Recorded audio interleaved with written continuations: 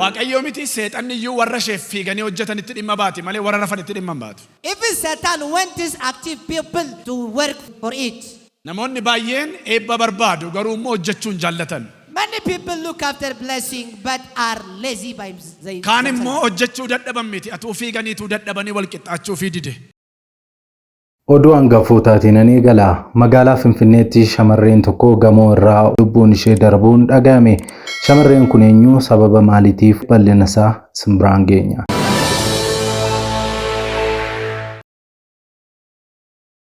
Raajittii Zannabech waa'ee biyya keenya Itoophiyaaf ergaa ulfaataa fi hatattamaa dhageessee dubbatte. Ergaa dhageesseen Raajittii Zannabech fuula koo duratti kufaa yommus ni yaadatamtu fuula koo duratti deebi'aa cubburraas of fageessaa dhugaa barbaada yommus na argattu naan jedha jechuudhaan ergaa ulfaataa fi sodaachisaa dubbattee jirti. Kanallee bal'ina isaa simbiraan geenya.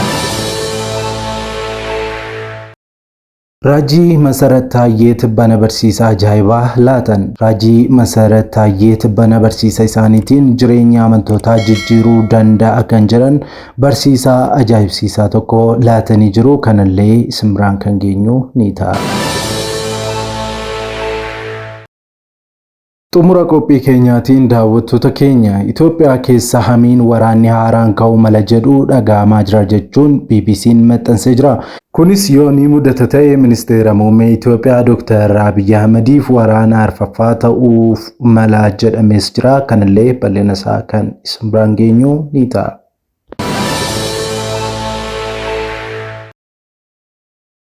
Nagaa fi araarri Kiristoos bakka jirtanitti hunduma keessaniif haa baay'atu. Akkam jirtu daawwattoota Kiristiyaan Miidiyaa.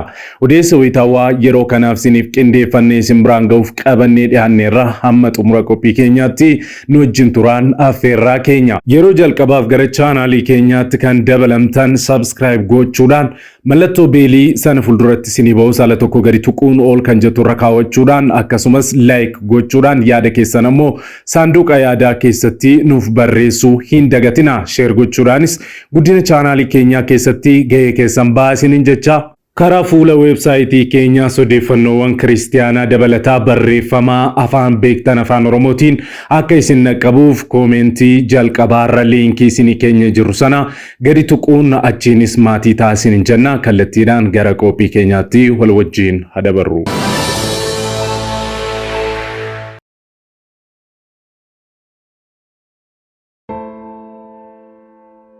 Video kana like gochuudhaan jalqaba. Magaalaa Finfinneetti shamarreen tokko lubbuun ishee darbuun dhagahame jira. Magaalaa Finfinneetti balaa gaddisiisaan uumameera. Gaafa 17/4/2016 magaalaa Finfinnee koondoominiyeemii Kooyyee Faccee bilookii 6 jalatti shamarreen tokko darbatamtee reenfi ishee argamee jira. Shamarree kana namoonni beektan jedhamee kan gaafatame yommuu ta'u garuu namni nan beeka jedhu tokkollee akka hin argaminis dhagahame jira. Reenfi shamarree kana hospitaala Miliinikitti kan argamu yommuu ta'u poolisiin tilmaamaa kenneen saamtonni saamanii akka gad darbatan shakkii qabus ibsee jira. Odeeffannoon waa'ee shamarree kana ibsu hanga ammaatti kan hin argamin yommuu ta'u boorsaa fi kophee ishee dabalatee wanti eenyummaa ishee ibsus akka hin argamne ibsamee jira. Reenfi shamarree kana maatii ishee bira akka dhaqqabuuf ergaa kana sheer godhaa jecha gadda nutti dhagahame Kiristiyaan Miidiyaanis ibsachuu barbaanna.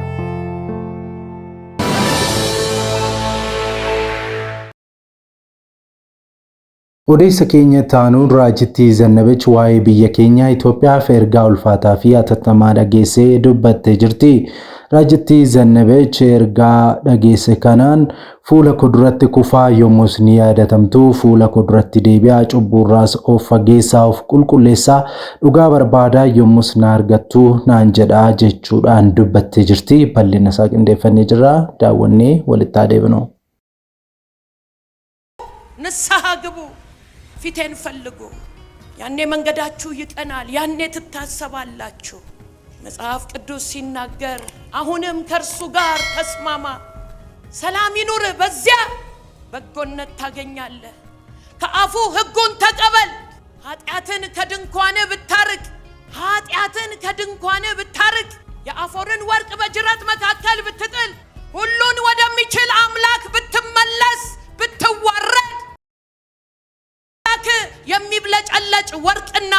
ይሆንልሃል። ብትመለስ እሺ ብላ ብትመለስ ፊቱን ብትፈልግ እግዚአብሔር ስለትህን እንድትፈጽም ያደርግሃል ይላል። ስለዚህ እንመለስ። መጽሐፍ ቅዱስ ሲናገር ናሆም ምዕራፍ 2 ቁጥር 1 ላይ እንዲህ ይላል፣ የሚቀጠቅጥ ባንተ ላይ ወጥቷል፣ የሚቀጠቅጥ ባንተ ላይ ወጥቷል። ስለዚህ መንገድህን ሰልል፣ ወገብህን ታጠቅ፣ ኃይልህን አበርታ ይላል። የሚቀጠቅጥ መጥቷል። አልፈ ልትሰጥ ነው። አልፈ ከመሰጠትህ በፊት ግን መንገድህን ሰልል። ምን እየሆንኩ ነው ብለህ አስብ። ኃይልህን አበርታ፣ ወገብህን ታጠቅ። ኃጢአትን እምቢ፣ አመፅን እምቢ፣ እግዚአብሔርን አለመታዘዝ እምቢ ብለህ ተነስ። ያኔ ኃይልህ ይበረታል፣ የጨከንክ ትሆናለህ ይላል። እግዚአብሔር ተመለሱ እያለ ነው። ከቤተ ክርስቲያን እስከ ምድሪቱ መሪዎች ድረስ ተመለሱ እያለ ነው። ተመለሱ፣ ተመለሱ፣ ከኃጢአት ሽሹ፣ ራቁ። እግዚአብሔርን የሚፈራ ሰው እንደዚህ ይባረካል ይላል መጽሐፍ ቅዱስ። ለማይረባ አይምሮ አሳልፎ ሰጣቸው። ስላልተመለሱ፣ ንስሐ ስላልገቡ፣ እግዚአብሔርን ለመፈለግ ልባቸው ስላልተነሳ፣ የእግዚአብሔርን ድምፅ እየሰሙ እኔ አይመለከተኝም ስለሚሉ እግዚአብሔር አሳልፎ ሰጣቸው። ስጋቸው አልፎ ተሰጠ።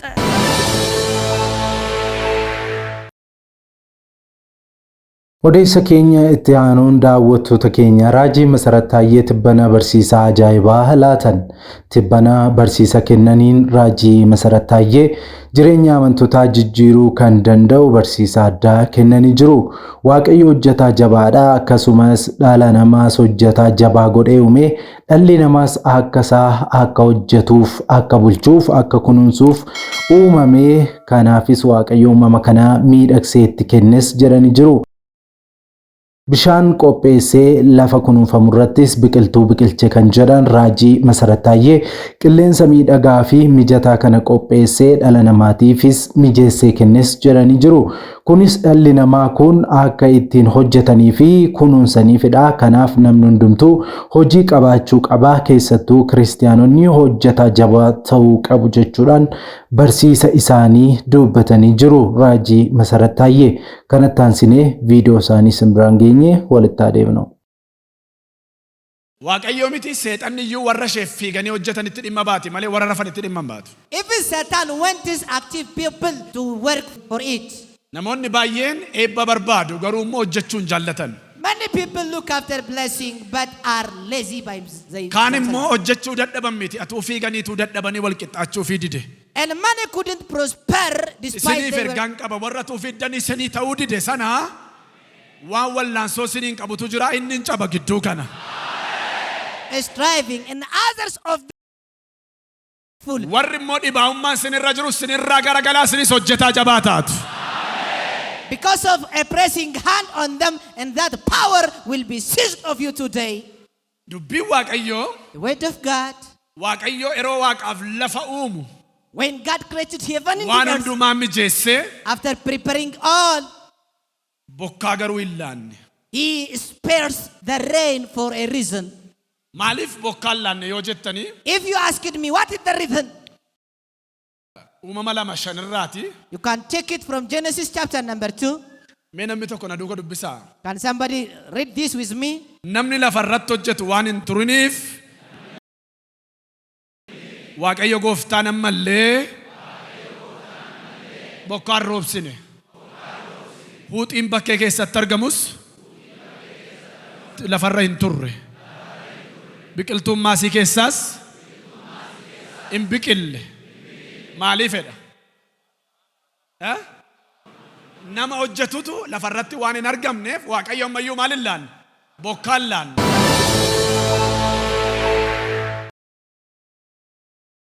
Odeessa keenya xumuraatiin daawwattoota keenya Itoophiyaa keessa hamiin waraanni haaraan ka'uu mala jedhu dhagahamaa jira. Kunis yoo ni mudata ta'e ministeera muummee Itoophiyaa Dr. Abiy Ahmediif waraana arfaffaa ta'uuf deemas jedhamee jira.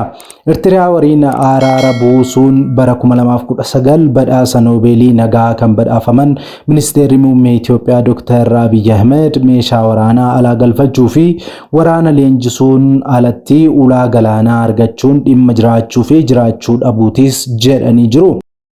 Xiyyeeffannoon ijoo Itoophiyaa buufata doonii Eertiriyaa qarqara galaana diimaatti argamu Asabidha. Buufanni kun Eertiriyaan waggoota 30 dura walabummaa yeroo gonfattutti qaama Itoophiyaa akka ture ni beekama. Erga Itoophiyaa fi Eertiriyaan bara 1998 wal waraananii fi daangaan cufameeti buufanni doonii Asab ligidaa'eera. Daldalli Itoophiyaa immoo gama biyya ollaa Jibuutiitiin raawwatamaa jira.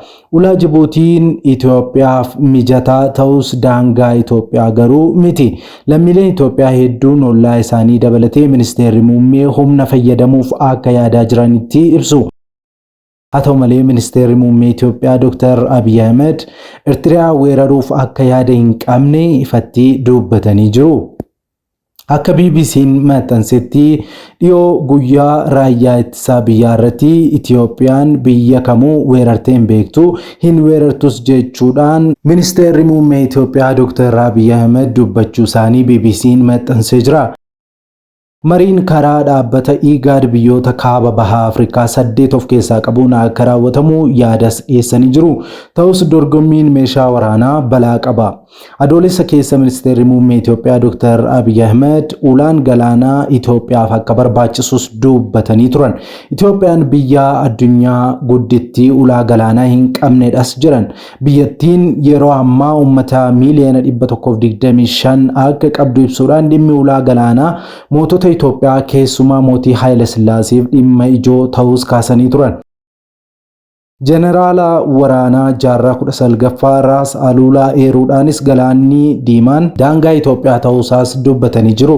Walgahii namoota biizinesii waliin ta'an irrattis buufata doonii karaa nagaan argachuu barbaanna. Yoo kun milkaa'uudhaa baate humna fayyadamna jechuun isaanis gabaafameera akka BBC'n maxxansetti. Muraasni dubbiin isaanii kun biyya keessaa deeggarsa siyaasaa dabalachuuf kan yaadame akka ta'ettis amanu. Kun garee saba Amaaraa dhiibbaa olaanaa qabaniif Itoophiyaa guddoo hawwuu irratti kan xiyyeeffatedha. Ministeerri muummee Itoophiyaa Dr. Abiy Ahmed waggaa dura TPLF waliin araara yeroo buusan garee kana adda baasaniiru. Saalaatti baatii bilaa keessa opereeshinii waraanaa milishoota Amaaraa irratti banuun isaan mufachiiseera. Milishoonni Amaaraa lola naannoo Tigraay keessaa isaan tumsaniis turan. Lammiileen Itoophiyaa hedduun dogongoraan seerri idil addunyaa biyya gurguddoof ulaa galaanaa akka argattu taasisaas jedhanii amanu. Xiinxalli biraa ministeera muummee Dr. Abiy Ahmediif buufata doonii mariinis ta'ee lolaan argachuun Itoophiyaa guddoo ijaaruu keessatti qooda akka ba'anitti waan amananiif itti cichaniirus jedha. Waggoota dheeraaf imaammanni alaa Itoophiyaa waan tilmaamamu ture. Hoggansa ofii jalatti gaanfa Afrikaa tasgabbeessuuf fedhii qabdis turte. Qaamni kana keessaa tokko Sudaanii fi Somaaliyaa keessatti nagaa buusuuf UN fi gamtaa Afrikaa waliin wal ta'uun hojjechuudha. Kanaanis Itoophiyaan ergama nagaa kabachiisuu UN fi gamtaa Afrikaa biyya baay'inaan gumaachitu taatee jirti. Inni biraan piroojeektoota daangaa qaxxaamuran geejjibaa fi humna ibsaa dabalatee ijaaruudha. Hidha haaromsaa guddicha Itoophiyaa laga Abbayyaa irratti ijaaramu humna ibsaa gahaa ta'e maddisiisuun biyyoota ollaatti akka erguufis kan yaadameera.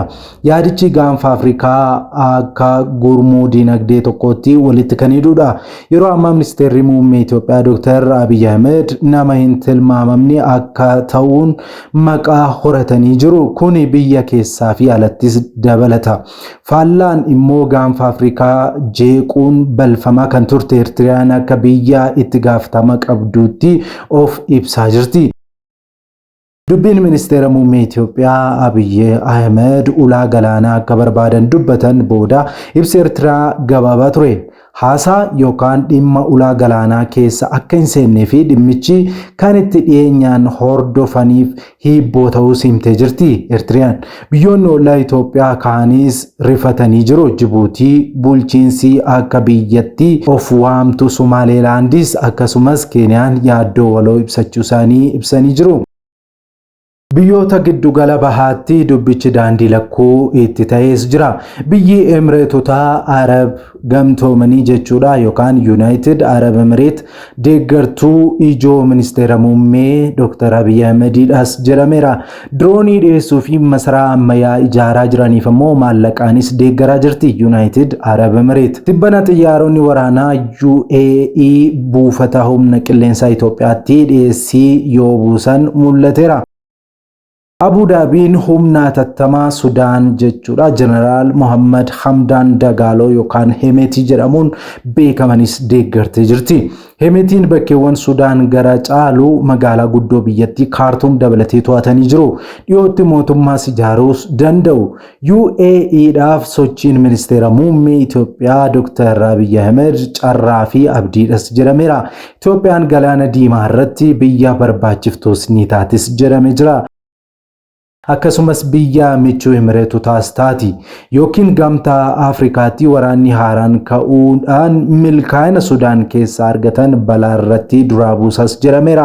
Gama kaaniin Saawud Arabiyaan Sudaan keessaa dhukaasni akka dhaabbatu US waliin socho'aa mari'ataa jiraachuun ibsameera. Itoophiyaan ministeera muummee Dr. Abiy Ahmediin kan bultu waan gochaa jirtuun akka jeeqamtes gabaafameera. Yoo ministeerri muummee Itoophiyaa Dr. Abiy Ahmed yaada isaanii itti fufan Saawud Arabiyaan shakkii pireezidantii Isaayyaas Afeworqiif qabdu dhiiftee deeggaruu maltis jedhamaa jira. Yoo ministeerri muummee Itoophiyaa Dr. Abiy Ahmed waraana jalqaban qormaata lamatu isaan qunnamas jedhamee jira.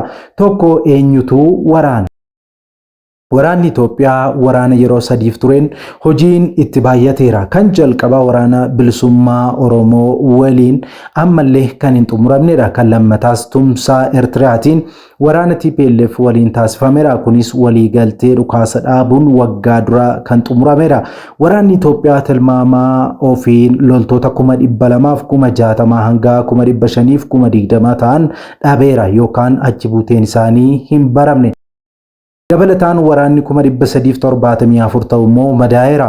Waraanni sadaffaan milishoota Amaaraa waliin eebila keessa jalqabee waraana hedduu sochii dhoowwees jira.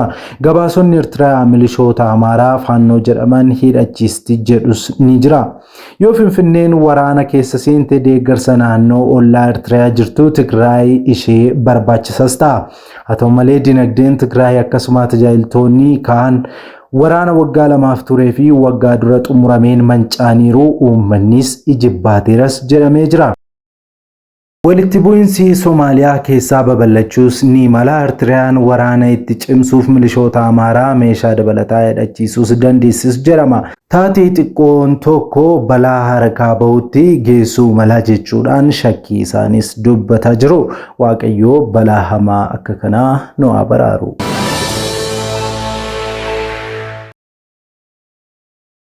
Waggoota dheeraadhaaf kiristaanonni miidiyaalee ittiin sagalee isaanii ibsatan dhabuun rakkataa turaniiru. Bari'uun waan hin oolleef maarree kunoo Kiristiyaan miidiyaa sagalee nuuf ta'aa jira. Kanaaf miidiyaa haqaa odeeffannoo dhugaadhaaf wayitaawaa YouTube Kiristaan miidiyaa subscribe, like, share godha. warra sagalee dhabaniif sagalee ni taana. Yesuus fayyisaadha. Egaan daawwattoota Kiristiyaan miidiyaa qophiin yeroo kanaaf siniif qindeeffannee kanneen hanga ammaatti daawwattanidha.